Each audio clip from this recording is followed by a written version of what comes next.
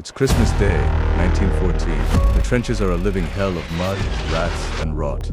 World War I is tearing humanity apart. But then, an impossible moment. A German soldier sings Silent Night. A British soldier joins in. They climb out of the trenches, walk into no man's land, and do the unthinkable. They start playing football. No referees, no teams. It's just a shared language. For a few hours, the game mattered more than the war. That is the power of football. It is the heartbeat of our species. The World Cup?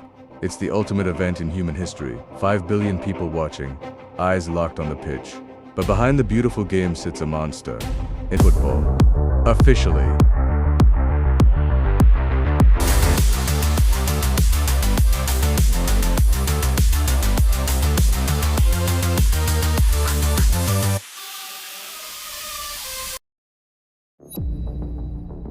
FIFA is a non-profit. They are registered in Zurich as a Verinda, exact same legal status as a local neighborhood hiking club. Except your book club doesn't have $4 billion in cash reserves. It doesn't make $7.5 billion in a cycle.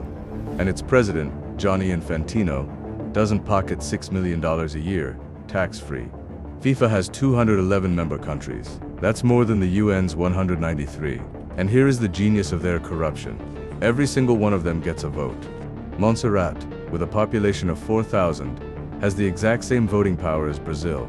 It sounds like the pinnacle of democracy, right? Wrong. It's a patronage system. 70% of these nations operate on annual budgets under $2 million.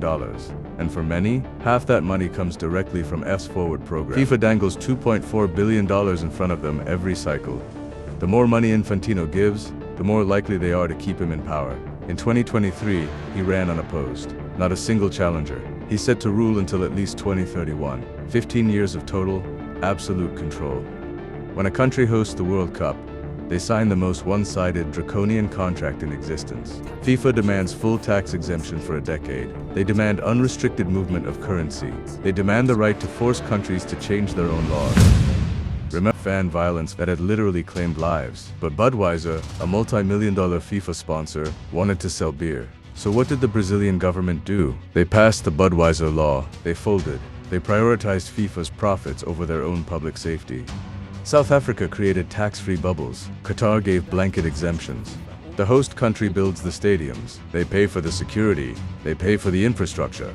FIFA shows up, takes every cent of the broadcast and ticket revenue, and then vanishes. It's a masterclass in modern extraction.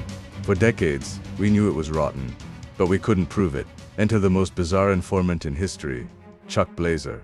A massive, bearded man with 2 apartments in Trump Tower, one for him, and one specifically for his cats. The FBI and IRS caught him with his hand in the cookie jar. They cornered him on a Manhattan sidewalk and threatened to ruin him. He flipped. He went to the London Olympics wearing a keychain microphone. He let agents wire a recording device to his body while he stood there in an adult diaper. What he uncovered was a decades-long machine of bribes, kickbacks, and fraud totaling over $200 million. And the audacity?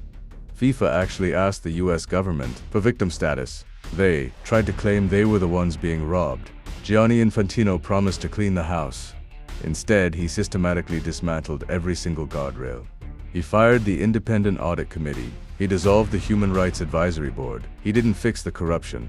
He perfected the control. And who pays the price? In Qatar, an investigation found that 6,500 migrant workers died since the bid was won, 12 deaths per week. They lived under the kafala system arrangement where employers controlled their housing, their visas, and often their passports. They were trapped in debt, some working months without pay.